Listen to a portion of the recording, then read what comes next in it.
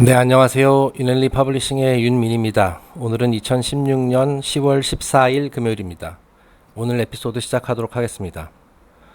제가 조금 전에 이번 영상을 제작을 했거든요. 자, 그런데 이제 이거를 동영상 녹음을 하기 위해서 이제 소프트웨어를 켰더니 이제 자동 업데이트를 하더라고요. 네, 그래서 이제 자동 업데이트 끝나고 이제 본격 작업을 시작을 했는데, 그렇게 하고 나서 들으니까 이게 소리가 안 나오더라고요. 헐. 그래가지고 지금 다시 녹음하고 있는 중입니다. 네, 그래서 제가 조금 약간 기운이 빠진 상태인데요. 약간 목소리에 좀 기운이 없더라도 이해해 주시기 바랍니다. 네, 저희가 오늘부터는 How to Understand Your Bible 총 12장 중에서 오늘 드디어 3장을 시작합니다. 3장의 이제 첫 섹션이 이제 노아와 대홍수 그리고 노아의 방주에 대한 이야기입니다. 그래서 이 섹션이 좀 상당히 길거든요. 그래서 일단 제가 PPT 자료, 파워포인트 자료를 준비한 게 한 50장이 넘습니다. 자, 그래서 한 최소 일주일 또는 이제 일주일 이상 걸릴 것 같습니다. 제가 지금까지 다룬 내용 중에서 일단은 심볼리즘이 가장 개인적으로 느끼기에는 가장 어려웠던 부분이고요. 그리고 이제 심볼리즘 자체도 굉장히 다양합니다. 이게 완전히 상반되는 의미로서 해석될 수도 있고, 그리고 이제 해석할 수 있는 그 버전도 여러 가지고, 해가지고, 개인적으로는 좀 어려움을 겪었는데 이 점을 염두해 주시고 제가 이해한 대로 최대한 여러분이 이해하기 쉽도록 한번 전달을 해드리도록 하겠습니다. 네, 첫 번째 섹션 그러면 시작하겠습니다. 제목은 Noah and the Deluge입니다. 이 Deluge라는 게 이제 대홍수라는 뜻이죠. 자, 한번 읽어보겠습니다. Seth occupies the most important place in the order of the patriarchs. 자, Seth 지난 시간에 이게 다뤘었죠. 아담과 이브 사이에서 태어난 세 번째 아들. 가인과 아벨이 인간의 혼의 이제 두 극성이라고 이제 말씀을 드린다면은 이 세스는 이 두 가지 극성의 조화를 이룬 사람이거든요. 그래서 이제 우리 구약 성경에 등장하는 주요 족장들이 이제 전부 다 세스의 후손들이죠. 네, 그래서 이제 세스의 10대 손이 이제 오늘부터 소개하는 노아가 되는 것이고요. 네, 그래서 여기서도 이렇게 얘기합니다. Order of the Patriarchs, 족장들의 계보 중에서 가장 중요한 사람이 바로 세스다. 왜냐면은 어떤 새로운 이제 조금 더 완벽한 인간의 이제 여기 뒤에서 나오겠지만 세스가 이제 최초의 첫 번째 완벽한 인간이라고 나오거든요. 이 극성을 조화시킨 균형 상태를 이루는 그런 인간이다. 그래서 이제 세스의 족이 말하자면 10대까지 이제 가게 되는데 노아의 대홍수까지 시절까지 가게 되는데 그것이 이제 인류의 세 번째 종족이다. 그런 말도 있었죠. 그래서 이것을 오컬트 쪽에서는 이걸 레뮤리안 종족이라고 얘기를 한다. 그런 얘기를 했었습니다. 자, Seth is the first of the perfect men. 네, 인류 역사에서 셋은 첫 번째 완벽한 인간이다. According to the Kabbalistic interpretation of the Bible, there were 13 men born perfect. 자, 카발라의 성경 해석에 따르면 이 세상에 총 13명의 완벽한 인간이 태어났다라고 해요. The inference is that in the end, these 13 will be the Messiah and his disciples. 자, 그리고 이 13명의 완벽한 인간이, 그리고 세스가 첫 번째고요. 훗날 이들이 메시아와 그의 12제자로 이제 환생하게 된다라는 것을 암시하고 있다라고 얘기하고 있습니다. There appears to be a direct reference to this mystery in the words of Christ. Before Abraham was I am, and you were with me before the worlds were. 자, 그리고 신약 성경에 등장하는 이제 예수 그리스도의 말씀 중에 이 사실을 암시하는 듯한 그런 이제 구절이 몇 군데 있다라는 얘기예요. 자, 그래서 제가 그 내용을 한번 옮겨봤거든요. Before Abraham was I am. 예수께서 가라사대 진실로 진실로 너희에게 이르노니 아브라함이 나기 전부터 내가 있느니라 하시니. 요한복음 8장 58절입니다. 자, 그러니까 이제 아브라함은 이제 세스의 후손, 노아의 후손이거든요.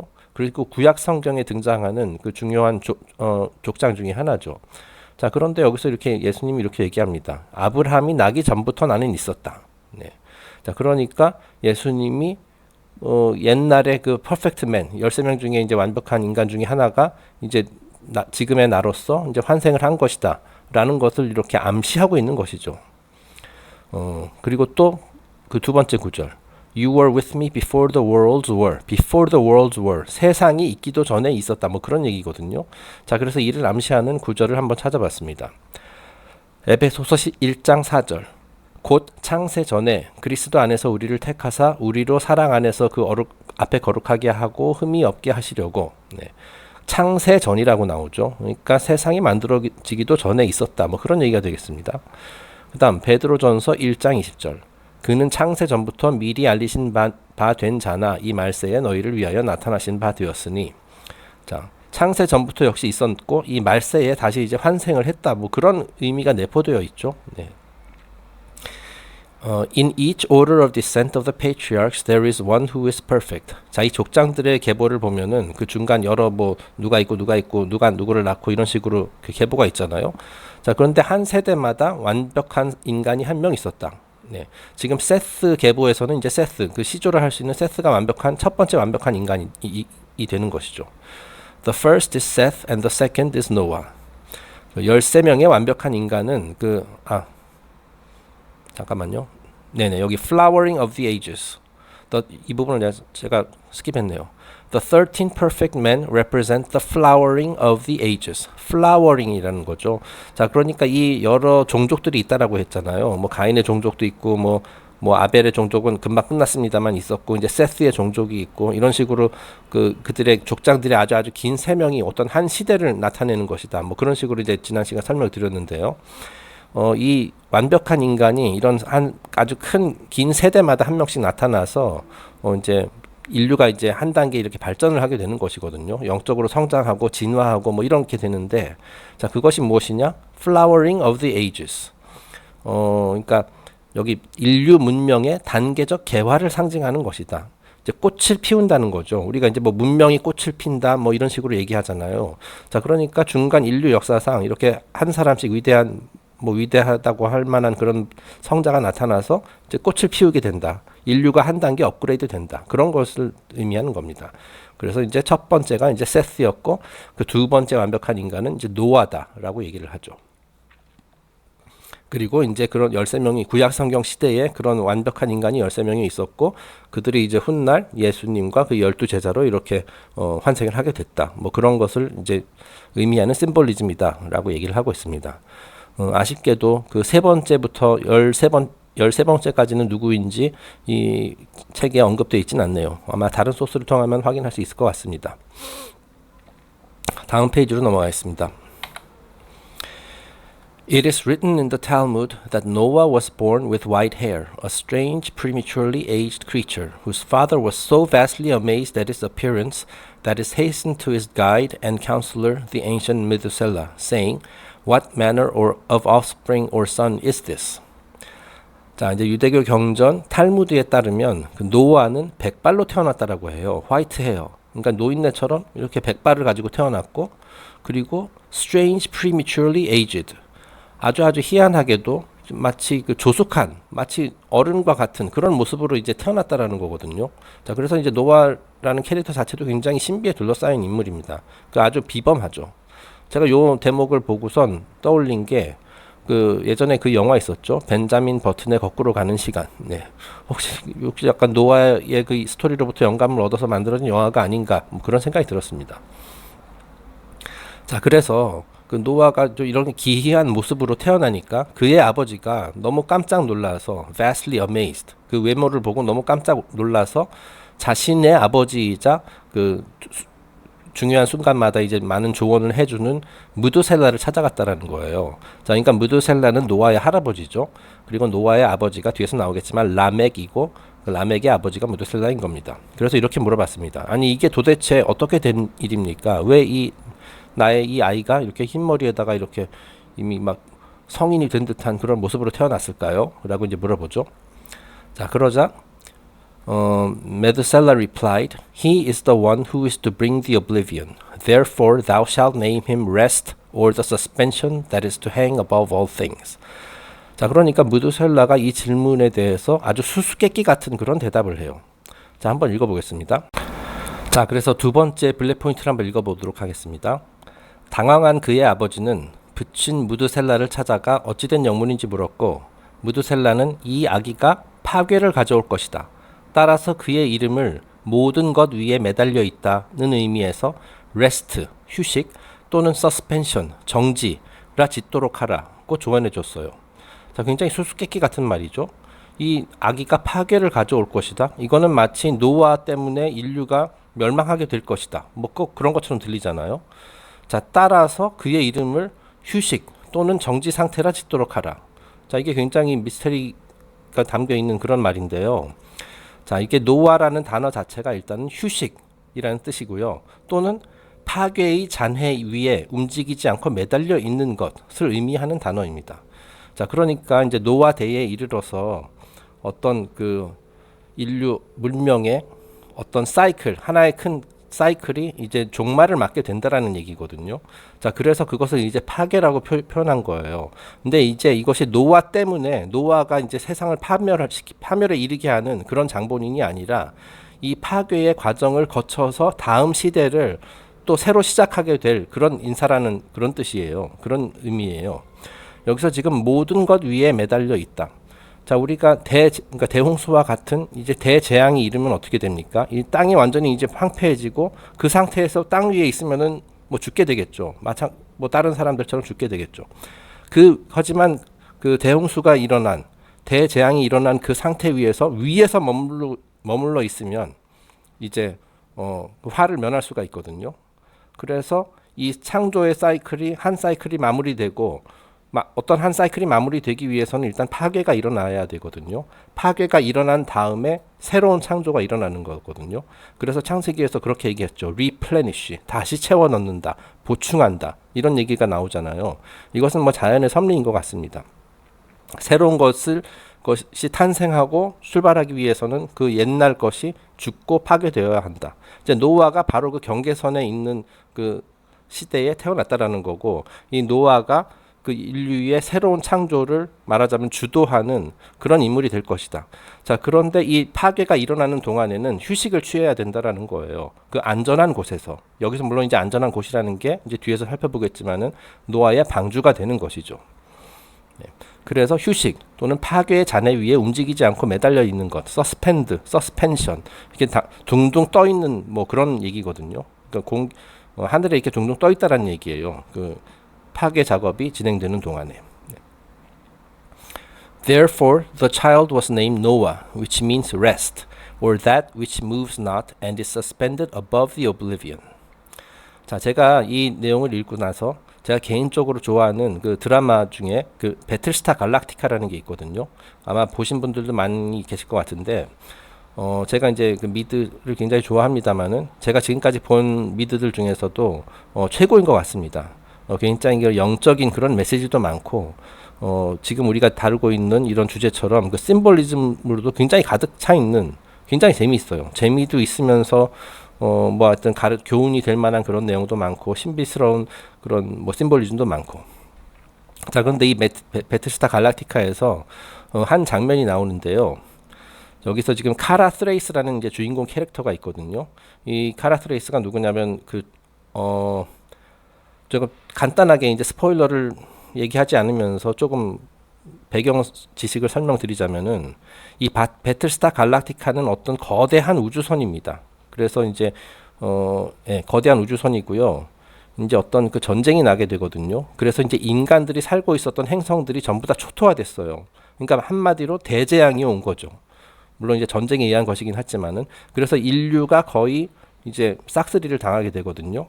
그래서 유일하게 살아남은 자들은 마침 그 일이 일어나고 있을 때 우주에서 어떤 작전을 수행하고 있었던 몇몇 군대의 우주선들, 우주선들에 탑승하고 있었던 뭐 군인들과 일부 민간인들만 살아남았거든요. 그러니까 그들은 진짜 운 좋게 화를 피한 거죠. 인류의 멸망이라는 화를 피한 거죠. 자, 그래서 이제 배틀스타 갈락티카도 그런 그 전함 중에 하나고요. 전함 우주선 중에 하나고, 이 카라 트레이스는 그 배틀스타 갈락티카에 소속되어 있는 이제 조종사입니다. 자, 그런데 이 드라마 중에서 이제 어떤 그 하이브리드라는 캐릭터가 있어요. 이 하이브리드 캐릭터가 말하자면 예언자거든요. 그래서 이제 카라 트레이스를 위해서 어떤 예언을 해주는데 아주 의미심장한 말을 합니다. You are the harbinger of death, Kara Thrace. 카라 트레이스, 네가 바로 죽음을 몰고 올 것이다. You will lead them all to their end. 네가 바로 them all. 여기서는 이제 인류를 몇몇 남지 않은 인간의 인류의 생존자들을 말하는 거거든요. 네가 그들을 종말에 이르게 할 것이다. 네, 그래서 이 말을 듣고 카라트레이스가 깜짝 놀라요. 아니 그렇다면 내가 그 인류를 멸망시키는 그런 역할을 하게 된다는 얘기인가? 하면서 깜짝 놀라거든요. 그 있는 그대로 받아들이면 그런 의미인데 사실 이 베테스타 갈라티카를 보면은 이 카라트레이스가 그 생존자들을 새로운 행성으로 그 인류가 다시 전성할 수 있도록 새로운 행성으로 인도하는 그런 역할을 하거든요. 그러니까 일종의 구세주 역할을 하는 겁니다. 그러니까 노아랑 똑같은 캐릭터예요. 지금 보면은 노아 시절에는 대홍수가 있어서 지구상의 모든 생명체들, 인간을 비롯한 모든 생명체들이 다 전멸을 당했잖아요. 그리고 이제 노아와 그의 가족, 그리고 이제 동물들, 몇몇 동물 한 쌍씩 이렇게 방주에 탔다라고 이렇게 기록되어 있죠. 그들만 살아남았고 홍수가 끝난 후에 노아가 다시 이제 새로운 세상을 이렇게 구축하잖아요.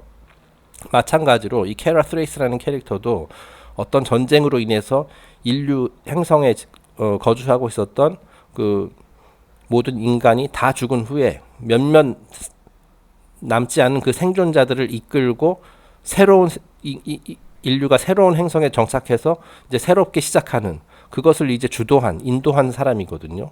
자, 그러니까 구세주예요. 그 카라스레이스라는 이건 순전히 제 생각입니다만은 카라스레이스라는 것도 자세히 보면은 크라이스트, 그리스도를 의미하는 크라이스트랑 약간 비슷하죠. 네. 하여튼 그런 생각이 들었습니다. 개인적으로 강력하게 추천하고 싶은 그런 드라마입니다. 네, 아까 3,000%로 빠졌는데요. 계속 진도 나가겠습니다. Noah is the 10th descendant from Adam, and Noah is the son of Lamech, and Lamech is blind. 자, 노아는 어저께 그 세스의 계보를 봤습니다만은 족보를 봤습니다만 노아는 이제 세스의 10대 손이고요. 그러니까 아담으로부터 하면 이제 10대 손이고요. 노아는 라멕의 아들이다. 자, 그리고 라멕은 블라인드, 장님이다. 자, 근데 이 부분에서 제가 괄호로 썼지만 이 부분에서 맨리 POC가 약간 그 혼돈을 했었던 것 같아요. 자, 왜 그러냐면은 그 라멕이 이제 두 명이거든요. 그 가인의 계보에도 라멕이 있고 세스의 계보에도 이제 라멕이 있는데 여기서 이제 그 장님이었던 그 라멕은 이제 가인 쪽에 있는 사람이죠. 네. 네, 그러니까 이제 노아의 아버지 라멕은 장님이 아니었습니다. 그 가인의 후손 중에 이제 장님 라멕이 있었던 거죠. 이 부분은 뭐 헷갈린 것 같습니다. 뭐 그럴 수도 있죠. 네, 어쨌든 제가 그 바로 잡았으니까 이 점 기억하시고요. 자, 다음 페이지입니다. 여기서 이제 또 가인에 대한 얘기가 조금 나옵니다. In the line of descent from Cain, every fifth patriarch is a murderer. 자, 가인의 족보, 가인의 계보를 보면은 5대째마다 살인자가 있다라는 거예요. 그러니까 가인이 최초의 살인자였잖아요. 그리고 5대 후에 이제 또 그쪽이 이제 라멕이거든요. 근데 이제 또 라멕이 또 살인을 하게 되죠. 물론 이 가인의 후손 라멕은 어떤 의식적인 그 살인 사건이 아니라 이제 실수로 의한 그런 사고였죠. 그 내용 제가 예전에도 언급했었는데 여기 또 나오니까 간단하게 읽어보겠습니다. In the case of Lamech, it is written that he was blind and used to hunt with the aid of his son, a small child. 자, 라멕은 이제 앞을 볼 수 없는 블라인드 장님이었고 이제 사냥을 갈 때마다 그 자기 어린 아들을 함께 어린 아들과 함께 동행을 했다고 합니다. This child, perceiving a strange object at a distance and thinking it to be an animal, pointed his father's arm so that Lamech shot the creature and it fell dead. 자, 이제 그래서 아버지와 아들이 이제 사냥을 하러 갔는데 숲속에서 이제 뭔가 부스럭거리는 소리를 듣고 이제 어린 아들이 라멕의 활을 들고 있는 라멕의 손을 그쪽에 딱 겨냥을 시켜줬어요. 자, 그러고 나서 이제 라멕이 활을 쐈거든요. 그래서 이제 명중을 시켰습니다. But upon approaching, they discovered they had killed a human being. 자, 그래서 어떤 사냥감을 잡았나 하고 이제 가까이 가봤더니 이게 동물이 아니라 사람이었던 거예요. 그러니까 실수로 사람을 죽인 거죠. 그래서 실수로 살인을 저지른 겁니다. 네. 봉사였던 라멕은 사냥을 하던 중 실수로 사람을 죽였고 죽은 사람의 이마 한가운데는 그런데 뿔이 달려 있었다. 뭐 굉장히 특이하죠. 인간인데 머리에 뿔이 달려 있었다. 자, 이게 무슨 의미인지 계속 읽어보겠습니다. The little boy explained to his blind father that the man who lay dead before them had a horn in the middle of his forehead. 자, 이마 한가운데에 뿔이 나 있었다라고 이제 어린 아들이 이제 아버지한테 얘기를 해준 겁니다. 자, 그랬더니 whereupon Lamech fell to his knees in great anguish and cried, I have slain my own ancestor Cain. 자, 그러니까 라멕이 그 얘기를 듣고 이제 무릎을 꿇고 이제 슬피 울면서 이렇게 얘기를 했다고 합니다. 내가 나의 조상 가인을 죽였도다. 네, 그러니까 이 뿔을 난 인간이 가인이었던 거예요. 자기의 이제 고조 할아버지쯤 되는 그 가인이었던 거죠. For the Lord had placed the horn upon his forehead that every man should know him. 자, 일단 그 성경에는 일단 가인의 머리에 뿔이 달렸다 뭐 이런 말은 안 나오고, 이거는 이제 카발라하고 유대교 경전, 고대 유대인 경전에 나오는 얘기고요. 그러니까 공식 공인 성경에는 어떻게 돼 있냐면은 하나님이 가인에게 이제 표식을 주었다. 누구나 알아볼 수 있게끔 표식을 주었다. 이런 식으로 이제 설명이 돼 있거든요. 자, 그래서 제가 그 구절을 한번 이쪽에다 옮겨봤습니다. 창세기 4장 15절의 내용입니다. 가인이 여호와께 고하되 내 죄벌이 너무 중하여 견딜 수 없나이다. 자, 그러니까 아벨을 죽인 그 살인 사건 이후에 여호와께 이렇게 고하는 겁니다. 내 죄가 너무 중하여 내가 너무 괴롭습니다. 견딜 수 없습니다. 라고 이제 하나님에게 얘기하는 거죠. 주께서 오늘 이 지면에서 나를 쫓아내시온즉 내가 주의 낯을 배웁지 못하리니 내가 땅에서 피하며 유리하는 자가 될지라. 자, 그래서 그러니까 카인이 이제 쫓겨났다라고 했죠. 그 동생을 죽인 죄로 이제 그 아담의 가족으로부터 이제 쫓겨나서 이제 전 세계를 이제 방랑하는 그런 방랑자가 되었다. 그렇게 말씀드렸었잖아요. 자, 그러면서 이렇게 걱정을 합니다. 내가 땅에서 피하며 유리하는 자가 될지라. 내가 이제 방랑을 하면서 다른 사람들과 마주치지 않도록 계속 이렇게 도망자처럼 이렇게 도망 다니는 신세가 될 것이다라고 얘기하는 거죠. 무릇 나를 만나는 자가 나를 죽이겠나이다. 자, 왜냐하면 내가 살인범이라는 그런 살인이라는 죄를 저질렀기 때문에 내가 다른 사람들을 만나면 그들이 붕괴해서 나를 죽이려 들 것이다. 라고 이제 걱정을 하는 그런 대목입니다. 자, 그러니까 여호와께서 어떻게 얘기를 하느냐? 이렇게 얘기를 합니다. 여호와께서 그에게 이르시되 그렇지 않다. 가인을 죽이는 자는 벌을 7배나 받으리라 하시고 가인에게 표를 주사 만나는 누구에게든지 죽임을 면케하시니라.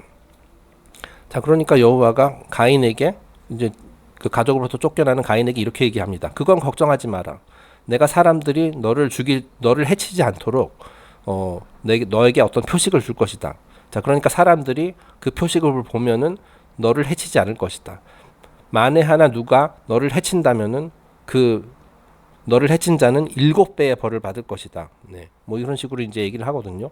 자, 그러니까 일종의 축복이라 해야 되나요? 어쨌든 가인이 비록 살인이라는 그 끔찍한 범죄를 저질렀지만 그거에 대해서 이제 사람들의 보복을 받지 않도록 이렇게 보호해주는 어떤 표식을 달아줬다라는 거예요. 그리고 이제 카발라하고 유대교 경전에서는 그것을 뿔이라고 이제 표현을 한 거고요. 이마 한가운데 난 뿔이다라고 얘기한 거고요. 악마들에게 뿔이 난 것도 어떻게 보면 여기서 이제 유래된 것일지도 모르겠습니다. 자, 그래서 다음 페이지에 제가 이미지를 몇 개 준비해 봤습니다. 자, 왼쪽에 있는 것은 이 영문은 제가 방금 전에 소개한 그 창세기 4장 15절의 내용을 이제 기록을 한 거고요. 일단 가인의 표를 이런 식으로 이제 표현을 하더라고요. 그러니까 7자처럼 생겼고 이렇게 점점 이렇게 두 개 있죠. 얼핏 보기에는 무슨 히브리 문자 같습니다. 그리고 슈퍼내추럴, 또 미드 얘기를 해야 되는데요. 그 슈퍼내추럴이라는 미드 있죠. 이제 거기서도 이제 카인이 등장을 하거든요. 가인이. 그래서 이제 주인공들이 이제 지금까지도 생존해 있는 그 가인을 만나는 그런 장면이 나오는데, 그 가인의 팔뚝에 이런 표식이 있습니다. 이 똑같은 심볼이 가인의 표식이 있더라고요. 네. 그래서 좀 흥미롭고요. 자, 오른쪽에 있는 이미지는 그 가인의 모습입니다. 뿔이 달려 있죠.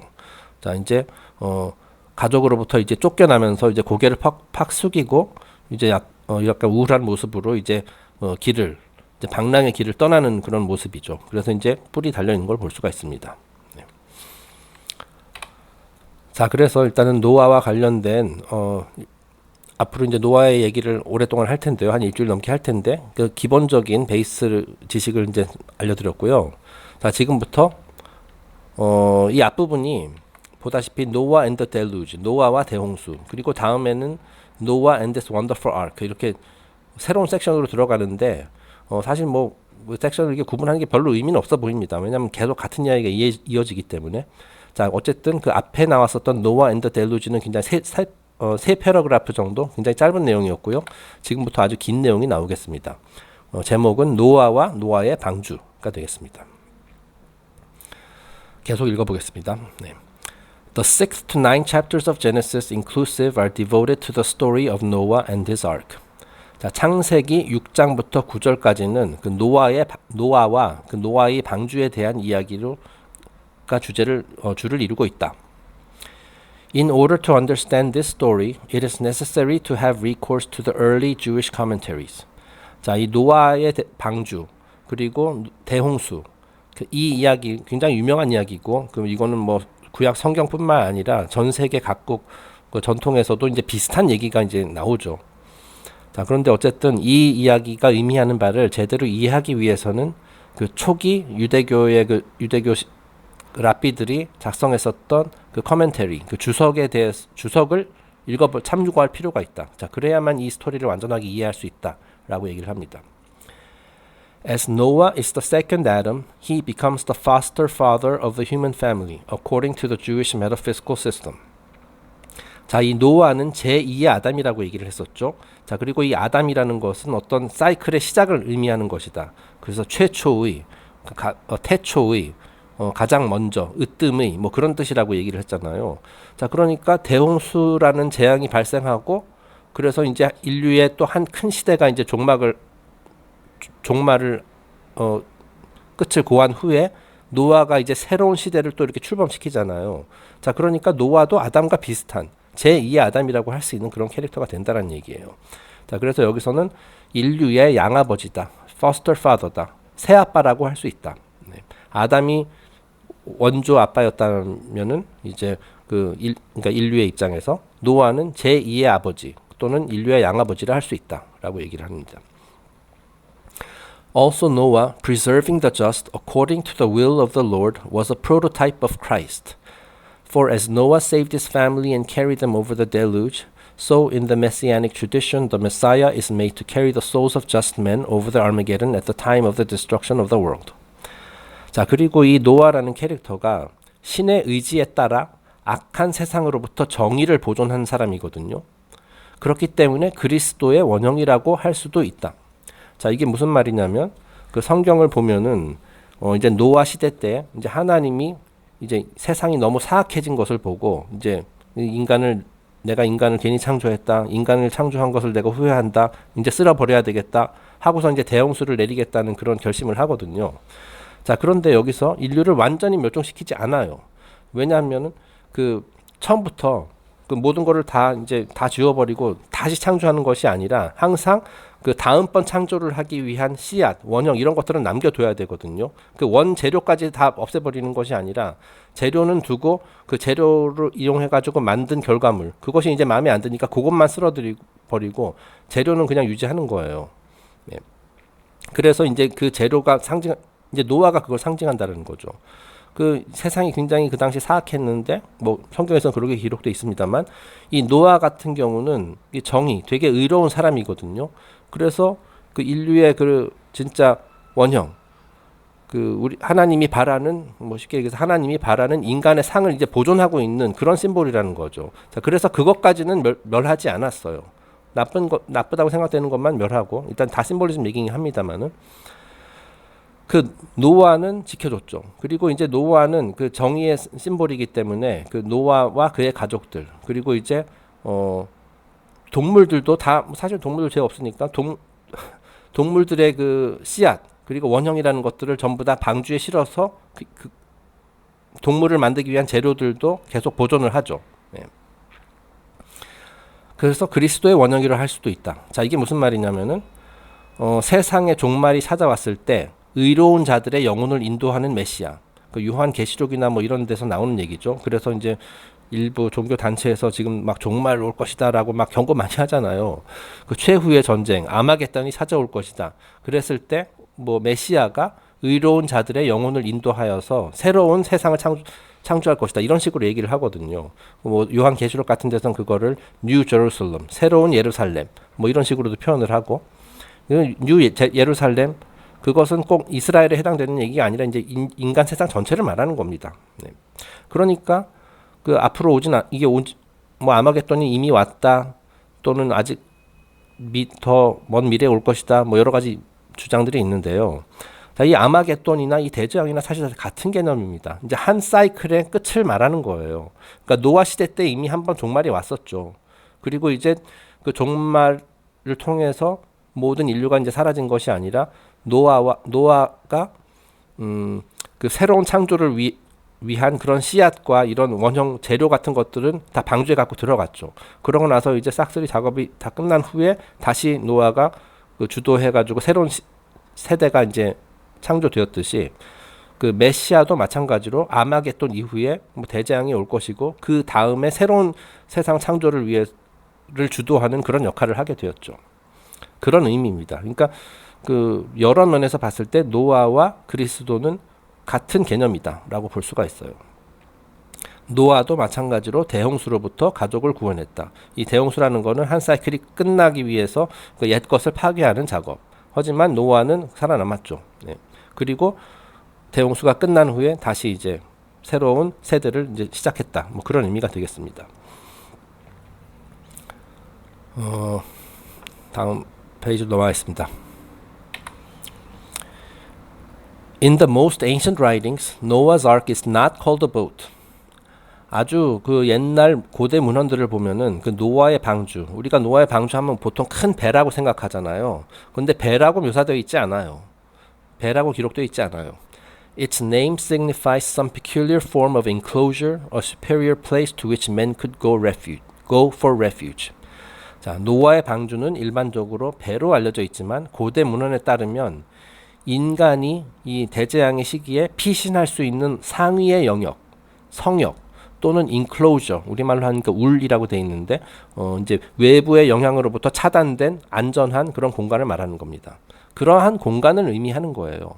그래서 이제 그 옛날 그림들을 보면은 배라고 묘사한 것들도 있지만 그 상자처럼 이렇게 묘사한 것도 많이 있거든요. 뒤에서 한번 이미지를 보여드리겠습니다. The idea of a boat floating on the water was a poetic figure developed by later theologists. 자, 노아의 방주를 배로 묘사한 것은 후대 신학자들이 이 이야기를 시적으로 각색한 것이다. 네. 그러니까 이제 배가 아니라 일종의 상자다.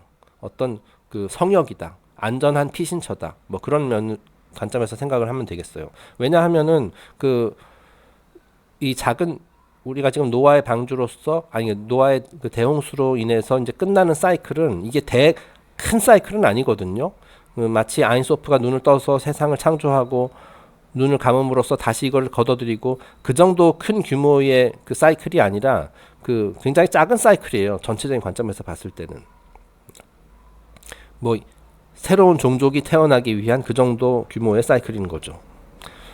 그래가지고 지난 시간에 얘기했었나 모르겠네요. 그 셋의 세대가 그 인류의 세 번째 종족이다. 그래서 이제 레뮤리안이라고 말씀을 드렸었고요.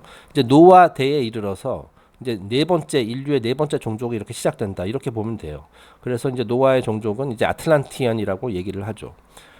그리고 실제로 이 노아 방주 이야기하고 아틀란티스하고도 조금 관련이 있거든요. 그래서 이 섹션 거의 후반부에 그 아틀란티스에 대한 이야기도 잠깐 다룰 예정입니다. It is merely a symbol of the spiritual world which survives the disintegration of the physical universe. 자, 이 노아의 방주라는 것은 굉장히 하나의 중요한 심볼인데 물질 세상의 파괴로부터 피할 수 있는 영적 세상을 상징하는 심볼이다. 네. 그리고 또한 briefly then, the Ark of Noah with its three decks represents the three parts of the divine sphere. 자, 그리고 이제 창세기 내용을 보면은 그 노아의 방주의 규격에 대해서, 스펙에 대해서도 이제 비교적 자세히 돼 있거든요. 자, 그런데 보면은 그 3층 구조로 되어 있다라고 나와요. 자, 이것은 영적 세상의 새 영역을 상징하는 것이다 라고 나오네요. 저희가 뒤에서 역시 이미지를 볼 텐데 그 옛날 사람들이 이제 그 태양계의 모습을 이제 그린 그런 그림들이 있거든요. 자, 그래서 이제 맨 중앙에 지구가 있고 지구를 둘러싸고 있는 7개 행성의 궤도가 있고 그 7 행성이 이제 7의 법칙, 7 엘로힘 이런 것들 상징하는 것이고요. 7 엘로힘이라기보다는 7 엘로힘들의 권좌라고 이제 얘기할 수 있고 제일 상위 영역에 무엇이 있냐면 그 황도대가 있어요. 황도대, 조디액 아시죠? 그 12개 별자리를 상징하는 그 황도대. 자, 그런데 이 황도대가 달랑 하나가 아니라 이 황도대가 이제 3겹으로 돼 있거든요. 자, 그래서 여기서 three parts of the divine sphere라고 얘기하는 겁니다. 네, 그건 나중에 이제 그림 보시면서 더 자세히 설명드릴게요. The ark is a miniature of the universe. 그리고 그 노아의 방주는 우주의 축소판이라 할 수 있다. 자, 왜냐면은 이 작은 순환 있잖아요. 작은 창조와 소멸의 순환인데 새로운 순환을 시작하기 위해서 그 노아의 방주 안에 인간과 그리고 모든 동물들이 한 쌍씩 들어가잖아요. 그죠? 이것이 그 새로운 다음번 순환에다 다시 또 동물도 있고 인간이 있어야 되잖아요. 그죠? 자, 그러니까 그런 그 씨앗만 저장해 놓은 씨앗 저장소라고 할 수 있는 거거든요. 노아의 방주라는 것 자체가. 자, 그러니까 우주의 축소판이라고 할 수 있는 거죠. 그러니까 지구의 축소판 또는 뭐 그렇게 볼 수가 있는 거죠. 제가 잘 설명하고 있는지 모르겠습니다. 계속 넘어가겠습니다. 자, 다음 그림은 그 1594년에 어떤 책에서 나온 그림인데 그 노아의 방주를 조금 더 오컬트 관점에서 이제 표현한 그림입니다. 자, 위에 거를 보면 이게 배라기보다는 무슨 상자죠, 그죠? 그리고 꼭 무슨 건물, 무슨 창고 건물 같이 이렇게 생겼네요. 자, 그런데 자세히 보면 이제 3계층으로 되어 있습니다. 1층, 2층, 3층. 자, 이것이 뭐냐면 황도대다. 그 전 페이지에서 봤듯이 이 노아의 방주는 일종의 황도대라고 할 수 있다라고 말씀드렸잖아요. 그 황도대의 세 개의 겹을 이렇게 표현하고 있는 것이다. 그리고 이제 들어가는 문이 하나 있고 여기 창문이 하나 있습니다. 자, 그리고 보면은 이게 총 12칸으로 되어 있죠. 그 각 칸이 이제 별자리를 상징하는 거겠죠. 그래서 1번 여기 양자리 심볼 있네요. 2번 황소자리, 그래서 쭉 가서 12번 그 물고기 자리까지 있습니다. 자, 그리고 이것을 이제 대우주 소우주 관점에서 봤을 때는 그 인간이라는 것이 이제 작은 우주잖아요. 그리고 우주는 아주 거대한 인간이고, 자, 그래서 인간의 원형이라 할 수 있는 이제 다음번 창조를 위해서 인간의 원형이 물질 세상에서 영적 세상으로 이렇게 흡수된 거죠. 일시적으로. 그래서 이제 노아라는 이름을 레스트, 휴식이라고 얘기를 하는 거거든요. 새로운 창조가 시작될 때까지 잠깐 방주 안에서 대기하고 있는 겁니다. 네. 그래서 지금 이 그림에서는 노아로 추정되는 어떤 인간이 여기 이렇게 딱 누워 있죠. 얼핏 보기에는 이제 관처럼 보이지만은 사실은 여기서 이렇게 누워가지고 자고 있는 겁니다. 그 파괴 작업이 진행되고 세로를 창조를 위한 준비가 끝날 때까지. 그래서 레스트다. 노아는 레스트다. 노아뿐만 아니라 이제 모든 동물들도 이 안에 들어가 있는 거죠. 잠깐 대기를 하고 있는 겁니다. 네, 그래서 이제 밑에 보면은 뭐 별자리 이름들도 이렇게 나오네요. 네. 나중에 이제 그 아주 후반부가 되겠습니다만은 방주의 심볼리즘에 대해서도 나올 예정입니다. 자, 오늘 다루게 될 그 마지막 본문 텍스트인데요. 좀 내용이 깁니다. 제가 이 부분이 좀 어려웠던 걸로 기억을 합니다만 한번 읽어보겠습니다. Kabbalistically, the ark is shown to be the zodiac, the grand body containing all the animals and seeds of living things. 자, 카발라 관점에서 보면 방주는 황도대라고 할 수 있다. 바로 전 페이지에서 얘기했죠. 조디액. 자, 근데 황도대를 가만히 보세요. 그 12별자리가 있잖아요. 그 별자리들이 전부 다 동물 또는 인간이에요. 뭐 양자리, 황소자리, 뭐 사자자리 이런 식으로 동물도 있고, 근데 인간을 상징하는 것들도 있죠. 뭐 물병자리나 처녀자리 같은 것들. 자, 이것이 뭐냐면은 결국에는 황도대 안에 그런 동물들의 씨앗이 다 들어 있는 겁니다. 동물과 인간에. 자, 그러니까 그 새로운 창조를 위해서 물질 세상에 있었던 것들이 다 황도대로 흡수됐다가 거기서 이제 잠시 휴식을 취하다가 이제 새로운 세대가 시작될 때 다시 이제 내려오는 거예요. 네, 이거니까 말하자면 작은 사이클이다 라고 볼 수 있는 거죠. 이런 사이클이 이제 인류 역사를 통해서 계속 반복되는 거다라고 볼 수가 있어요. 모든 생명체의 씨앗을 간직하고 있는 거대한 몸이라고 할 수도 있다. 네, Great Body. 아까 대우주 소우주 관점에서 우주라는 것은 거대한 몸이라고 볼 수 있다라고 말씀드렸었죠. The key to the whole story is the system of astronomy of Ptolemy. 자, 톨레미, 영어로는 톨레미라고 하는데 프톨레마이오스의 천문학 시스템에서 이 미스터리의 열쇠를 찾을 수 있다. 자, 이 프톨레마이오스라는 사람은 이제 옛날 천문학자거든요. 갈릴레오하고 코페르니쿠스가 등장하기 이전에 가장 유명했었던 그런 천문학자인데 일단은 일반적으로 학계에서는 천동설로 유명합니다. 천동설 알고 계시죠? 이게 뭐냐면 옛날 구닥다리 생각인데 지금은 이제 사실이 아닌 걸로 밝혀졌지만 지구가 태양계의 중심이고 태양을 비롯해서 모든 행성들이 지구 주위를 돌고 있다. 그것이 이제 천동설이거든요. 그래서 이제 톨레미 하면은 보통 천동설이랑 결부시켜요. 그리고 그 이후에 갈릴레오, 코페르니쿠스 등등이 등장해가지고 그것은 사실이 아니다. 태양계의 중심은 태양이고 지구도 지구와 다른 행성들이 태양 주위를 돌고 있는 것이다. 그것은 이제 지동설이라고 하죠. 자, 그래서 이제 톨레미는 옛날 그 잘못 알았던 사람 이런 식으로 이제 치부되고 있는데요. 그 말 자체에 좀 오해가 있습니다. 자, 지금 제가 그 그림을 보면서 설명드릴게요. 자, 이게 바로 그 톨레미가 생각했었던 이제 우리 우주의 모습이거든요. 이 왼쪽 그림이. 자, 가만히 잘 보면은 이 가운데 있는 것 여러 겹으로 되어 있는데 이것이 뭐냐면 4대 원소로 구성되어 있는 Earth입니다. 지구. 네, 그러니까 진짜 지구를 중앙에 두고 있죠. 그러니까 이건 천동설이네. 저 사람은 무식해. 이렇게 생각할 수도 있어요. 하지만 그 톨레미를 비롯한 옛날 톨레미를 비롯한 그 진짜로 알고 있었던 사람은 이것을 지금 이 그림이 태양계의 물리적인 모습이 아니라 좀 철학적인 관점에서 이제 표현을 한 그림이거든요. 자, 그래서 그 차이가 있습니다. 자, 지금부터 그걸 설명드릴게요. 자, 가운데 4대 원소로 구성된 지구가 있고요. 그 다음에 이제 7개의 행성들의 궤도가 있습니다. 그래서 르나, 달, 수성, 금성, 그리고 태양이 있죠. 그러니까 태양이 지금 얼핏 보기에는 태양이 지구 주위를 돌고 있는 것처럼 보여요. 그리고 실제로 지구의 관점에서는 그렇게 보이고요. 그 다음에 이제 화성, 목성, 세턴 있습니다. 자, 그리고 그 위에 있는 3개의 겹이 뭐냐면 이것이 황도대거든요. 3개의 겹으로 된 황도대. 3층 구조로 되어 있는 노아의 방주인 거죠. 자, 그래서 이 톨레미의 그 세계관은 무엇이냐면은 이 황도대가 말하자면은 우리는 지구에 살고 있으니까 지구에서 관점에서 봤을 때 가장 상위 영역이다. 그래서 스피리추얼 월드다. 그러니까 우주의 스피릿에 해당되는 영역이다. 자, 그리고 이 7 행성들은 뭐냐면 7 엘로힘의 권자다. 그래서 우주의 소울에 해당되는 것이고 이 지구 맨 아래에 있는 이 지구가 우주의 바디에 속한 말하자면 바디에 속한 매핑 될 수 있다라고 얘기를 하는 거거든요. 4대 원소. 자, 그래서 이러한 스피리추얼 월드, 소울 월드 이런 것들이 육체보다 위에 있는 거잖아요. 그래서 이런 것들이 그 지구를 향해서 어떤 영향을 주고 있다라고 이렇게 생각을 하는 거거든요. 이게 철학적 관점에서의 모습이거든요. 그러니까 뭐냐면 우주의 모습이 태양계의 모습이 실제로 이렇게 생겼다라는 것이 아니라 지구의 관점에서 이런 그 행성들과 그 별자리 그 황도대가 어떤 영향을 주느냐 그런 거를 설명하기 위해서 만든 그림이에요.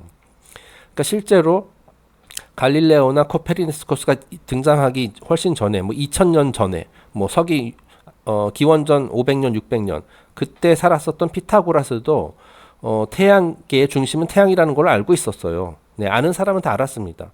물론 그 일반 대중 같은 경우는 이제 천동설을 믿었겠지만은 이런 비밀 지식을 알고 있는 사람들은 다 알고 있었거든요. 그 태양이 중심이고 지구가 이거 돌고 있다라는 거, 지동설을 다 알고 있었습니다. 네. 하지만 공식적으로는 이제 천동설이 힘을 얻었고요. 톨레미도 알고 있었죠. 예. 자, 그래서 다시 본문으로 돌아가겠습니다. 자, 톨레미의 천문학 시스템이라는 건 뭐냐면은 지구 관점에서 본 세상의 모습과 원리를 표현한 것이다. 자, 그러면 그 원리가 무엇이냐? 지금부터 설명드리도록 하겠습니다. In the night of the cosmic oblivion, the 7 spheres which make up the lower creation are dissolved one by one and absorbed back into the cosmic substance.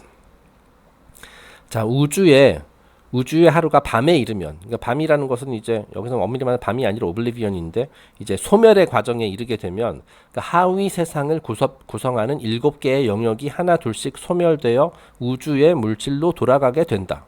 자, 이게 뭐냐면 소멸의 과정을 말하는 거예요. 자, 이게 무슨 의미인지 한번 보겠습니다. 여기서 지금 7개의 영역이라고 했는데 이게 결국 7 행성들을 말하는 거예요. 7 행성들이 하나 둘씩 이제 차례로 소멸돼서 다시 흡수된다는 뜻이거든요. 이것은 인간이 죽으면 흙으로 돌아가는 것과 마찬가지의 사이클입니다. 자, 우리 인간이라는 것도 우리 몸 같은 것도 그죠? 우리 인간의 그 영혼은 죽지 않지만 몸은 죽잖아요. 죽고 태어나고를 반복하잖아요. 인간이 태어났을 때 가지게 된 이 몸은 그 4대 원소로 구성되어 있죠. 네, 그리고 죽었을 때 다시 흙으로 4대 원소로 돌아가는 거고 또 다시 태어나고 죽고를 반복하잖아요. 이 마찬가지로 우리가 살고 있는 태양계라든지 인류의 문명이라든지 이런 것도 아주 인간의 삶보다는 좀 큰 주기에 따라서 소멸되었다가 재창조되고 소멸되었다가 재창조를 반복하는 거거든요. 자, 그런데 이 소멸되는 과정을 지금 그 순서를 설명한 건데요.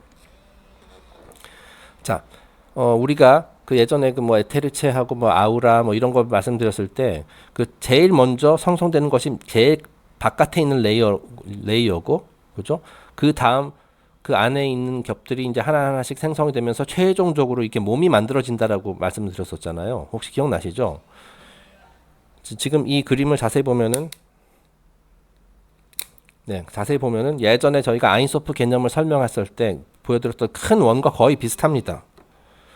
자, 그래서 맨 가장자리에 아인소프가 있었고, 그것이 이제 여러 겹으로 일어나고 첫 번째 세상이 만들어지고 두 번째 세상, 그래서 최종적으로 네 번째 세상, 물질 세상이 만들어진다. 그런 식으로 이제 설명을 드렸었잖아요. 그게 창조의 과정이죠. 자, 그럼 소멸의 과정은 중앙부터 시작을 해가지고 이제 밖으로 이렇게 쭉쭉쭉 나갑니다. 자, 그래서 가장 먼저 소멸되는 것이 지구예요. 여기서 말하는 소멸이라는 것은 지구가 이제 사라진다 뭐 그런 의미라기보다도 지구 안에 지구상에 존재했었던 그런 모든 것들이 이제 리셋된다 뭐 그런 개념이죠. 그러니까 대홍수에 의해서 지구상에 살고 있었던 것들이 다 어쨌든 싹쓸이가 되잖아요. 자, 그런 식으로 자꾸 계속 문자가 오네요. 네, 자꾸 신경 쓰입니다.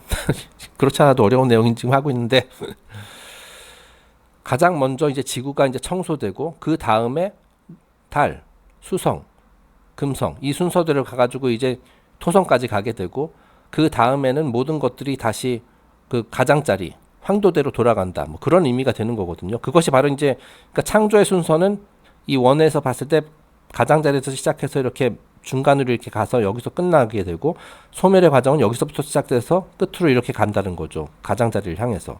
자, 그러니까 노아의 방주라는 것은 무엇이냐면은 여기서 대재앙이 발생했을 때 노아라는 말 자체가 휴식이자 동시에 서스펜션이라고 말씀드렸잖아요. 그러니까 어디 허공에 매달려 있다. 자, 그게 뭐냐면은 바로 이 황도대를 의미하는 겁니다. 황도대, 이 허공에서 이제 매달려 있는 거예요. 이 청소 작업이 끝날 때까지. 자, 그래서 이렇게 설명을 했습니다. 하위 세상을 구성하는 7개 영역이 하나 둘씩 소멸된다. 하나 둘씩 청소된다라고 보시면 돼요. 그래서 가장 먼저 지구가 청소되고 그다음 달 청소되고 쭉쭉쭉 해서 모든 것이 다 이제 정지 상태로 돌아가고요. 그나마 살아 있는 것들은 이 황도대에서 대기를 하게 됩니다. 청소 작업이 끝날 때까지. 그리고 홍수가 끝나면은 그게 청소 끝났다는 뜻이거든요. 그랬을 때 다시 이 지구로 내려와서 새로운 시대를 여는 거죠. 자, 그래서 이 순서가 여기 이렇게 나옵니다. The first to be absorbed is the earthly sphere. 가장 먼저 흡수되는 것은 바로 지구다. 네, 우리가 살고 있는 지구. 그러니까 대홍수가 지구에서 일어나는 거죠. 자, 그 다음에 lunar, mercurial, venusian, solar, martial, jupiterian, and lastly saturnian. 그리고 마지막 토성 순으로 이제 소멸이 되는 거고 토성 다음에는 이제 모든 것이 황도대로 들어가게 되는 거죠. 자, 여기서 소멸된다는 게 참 말이 좀 여기서 absorb 또는 이제 흡수된다 이런 의미로 쓰였는데 7 행성 또는 엘로힘이 사라진다는 것이 아니라 다음번 창조의 순환을 위해 잠시 휴식을 취한다, 잠든다 이 말이 더 맞아요. 네. 액티비티를 멈추고 자, 대홍수도 일어나게 되면은 지구상의 액티비티가 멈추게 되죠. 왜냐하면 모든 생명체들이 다 죽었으니까. 네. 약간 좀 우울한 얘기긴 한데요. 어쨌든 그 창조와 소멸의 과정은 이렇습니다. As explained in the Greek mythology, Saturn in the end eats up all his children. 자, 이 그리스 신화에서 이런 얘기가 있죠. 그 세턴, 이게 말하자면 크로노스거든요. 토성이죠. 토성이 그 자기의 자식들을 다 먹는다라고 이제 표현이 돼 있어요. 네. 그 아이를 낳을 때마다 이걸 잡아먹거든요. 자, 그래서 이것이 무슨 의미냐? 그리스 신화에서 크로노스는 이제 토성, 시간, 그리고 엘로힘들 중에 으뜸이죠. 자신의 자식들을 모두 먹어치운다. 자, 이게 무슨 말이냐면은 다음 그림을 보면서 다시 또 봅시다. 이런 것들이 이제 하나하나씩 소멸되잖아요. 그래서 이제 맨 마지막에 있는 것이 그 황도대에 이르기 바로 맨 마지막에 있는 것이 이제 세턴이잖아요. 자, 그러니까 그 안에 있는 것들을 세턴이 다 잡아먹는다라는 뜻이에요. 그래서 이거를 이제 있는 그대로 해석해가지고 누군가가 그림을 그린 게 이 모습이죠. 지금 할아버지 세턴이 아기를 잡아먹고 있는데 완전 식인종이죠. 자, 이걸 문자 그대로 해석하면 이런 모습이 되고, 이 창조와 소멸, 그 소멸의 과정이 시작될 때 세턴이 그 안에 있는 것들을 전부 다 하나씩 잡아먹는다는 뜻이에요. 여러 가지 의미를 담고 있습니다. 이 세턴이, 크로노스가 또 이제 시간을 상징하잖아요. 시간을 관장하는 신이거든요. 자, 그래서 시간 안에서는 모든 것이 소멸되게 마련이죠. 시간을 이길 수 있는 것은 없죠. 예. 일반적으로 없죠. 예. 그래서 이제 모두 먹어치운다고 표현했는데, 그것이 바로 이 소멸의 과정을 설명하는 것이다 라고 보시면 됩니다. 실제로 그 이제 이 7 행성들, 이런 것들이 전부 다 이제 그리스 신 한 명에 해당이 되거든요. 이제 목성은 이제 제우스, 뭐 화성은 에리스, 뭐 태양은 아폴로, 뭐 금성은 아프로다이티, 이런 식으로 이렇게 딱 대응이 되는데, 전부 다 세턴 또는 크로노스의 자식 또는 이제 손자 손녀들이죠. 예. 그러니까 자식을 잡아먹는 건다는 그런 얘기가 되겠습니다. 계속 읽어보겠습니다. 거의 다 끝나갑니다. This means that during what the Hindus call pralaya or cosmic night, the lower worlds sleep and everything that is below the zodiac rests in a state of chaos. 자, 이 개념을 힌두교에서는 어떻게 설명하냐면, 이제 프랄라야라는 그런 기간이 있어요. 프랄라야 이 기간 동안은, 이거는 이제 다른 말로 이제 cosmic night, 우주의 밤이라고 하는데, 이 프랄라야 기간 중에는 하위 세상이 잠들게 된다. 그러니까 rest, 휴식 상태, 모든 것이 정지하는 그런 상태에 이르게 되고, everything that is below the zodiac, 황도대 아래에 있는 모든 세상은 이 rest, 혼돈 상태에서 휴식을 취한다라고 얘기를 하죠. 자, 그러니까 이거 노아의 방주, 노아의 대홍수 이야기랑 똑같은 겁니다. 그 노아의 방주에 있는 사람들은 저기 위에 올라가서 이제 생존하기 위해서 휴식을 취하고, 나머지는 전부 다 이제 혼돈 상태에서 휴식을 취하죠. 쉽게 말해서 죽는 거죠.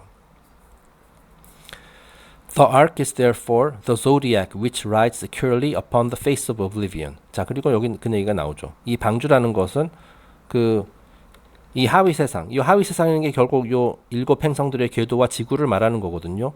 그 프랄라야라는 기간 중, 대홍수의 기간 중에는 이것이 이제 혼란 상태에서 잠들어 있어요. 물에 잠겨 있는 거죠. 자, 그리고 방주는 그보다 위의 세상인 이 황도대에 머무르고 있는 거고요. 다음번 창조를 위해서. 자, 그래서 여기 블랙 포인트 보겠습니다. 자, 힌두교에서 말하는 프랄라야, 이것은 우주의 밤, 이것은 작은 의미에서의 종말이라고 할 수 있어요. 하나의 대순환이 끝나는 그 시점을 프랄라야라고 합니다. 이 기간 중 하위 세상은 잠들고, 다시 말해서 파괴되고, 황도대 아래 세상은 혼돈 상태에서 휴식을 취하게 된다. 자, 그리고 이제 이 프랄라야는 이제 작은 소멸이고요. 이제 큰 소멸의 개념도 있습니다. 이거는 마하 프랄라야라는 거예요. 네. 규모 면에서는 차이가 있어요. 비유하자면 이 마하 프랄라야라는 것은 뭐 에인소프가 눈을 떴다가 감는 굉장히 거대한 그러한 스케일의 창조 소멸의 순환이라 볼 수 있고, 이 작은 소멸, 이것은 이제 좀 작은 단위. 그러니까 인간 관점에서 본 인간의 한 종족이 멸망하는 뭐 그런 정도의 소멸이라고 볼 수가 있겠죠. 자, 그래서 규모 면에서는 차이가 있지만 원리는 동일하다라는 거예요. 상응의 원칙에 따라서. 다시 한번 이 그림을 보면서 설명하자라면은, 자, 이거는 이제 우리 태양계의 모습이잖아요, 그죠? 태양계하고 우주의 모습이죠. 이 별자리까지, 이 황도대까지 포함하면은, 이 우리가 이제 물질 세상, 우리 지구의 관점에서 봤을 때, 물질 세상이 이제 한번 멸망을 할 때, 이 모든 것들이 잠시 이 황도대, 노아의 방주에 해당되는 황도대에 이제 흡수되었다가 다시 이렇게 내려와서 또 창조되고 반복되듯이, 보다 큰 관점에서는 이 맨 껍데기 있는 게 뭐였어요? 에인소프였잖아요. 에인소프가 모든 것을 걷어들이고, 그러다가 또 잠에서 깨어나 다시 또 창조를 하고, 이런 식으로 이제 반복된다라고 말씀드렸듯이, 작은 규모에서도 똑같은 원리로 창조 소멸이 반복된다는 얘기입니다. 자, 그래서 이제 맨 밑에 것은 뭐냐면은, 이제 위키피디아에서 이제 프랄라야의 데피니션, 정의를 찾아온 건데요. 야, 이 프랄라야라는 것이 무엇이냐? Ionic term for dissolution. dissolution, 이게 소멸 또는 용해되다, 뭐 그런 뜻이죠. 자, 그래서 different periods of time during which non-activity situation persists. 자, 모든 것이 non-activity, 정지해 있는 상황, 그 노아처럼 노아의 방주처럼 휴식을 취하고 있는 그런 시점을, 그런 기간을 말하는 것이다. 그동안에 소멸이 일어난다는 거죠. dissolution. 그러니까 작은 규모의 소멸. 상대적으로 작다는 얘기죠. 자, 그 다음에 반면에 the word 마하프랄라야 stands for great dissolution. 이거는 그 프랄라야보다 훨씬 큰 규모의 great dissolution, 큰 규모의 소멸이다. 그래서 이제 뭐 에인소프가 눈을 감는 거에 해당된다라고 이제 얘기를 할 수가 있겠죠. 네, 다음 페이지로